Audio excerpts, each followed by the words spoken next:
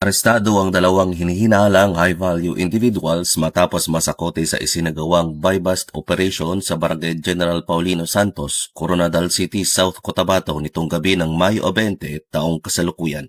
Isinagawa ang operasyon ng mga tauhan ng Coronadal City Police Station City Drug Enforcement Unit, katuwang ang South Cotabato Police Provincial Drug Enforcement Unit, South Cotabato Police Intelligence Unit, 1st South Cotabato Provincial Mobile Force Company at sa koordinasyon mula sa PDEA 12. Nasamsam sa operasyon ang tinatayang 150 grams ng hinihinalang shabu na aabot ng mahigit kumulang 1.2 million pesos. Isinagawa ang inventaryo ng mga ebidensya sa harap ng mga sospek at kinakailangang mga witness alinsunod sa itinakdang proseso sa anti-illegal drugs operations. Nahaharap ang dalawang sospek sa kasong paglabag sa Section 5 at 11, Article 2 ng Republic Act 9165 o ang Comprehensive Dangerous Drugs Act of 2002. Samantala, patuloy namang pinaigting ng South Cotabato Police Provincial Office ang kampanya kontra illegal na droga bilang bahagi ng pagpapanatili ng kapayapaan at kaayusan sa lalawigan.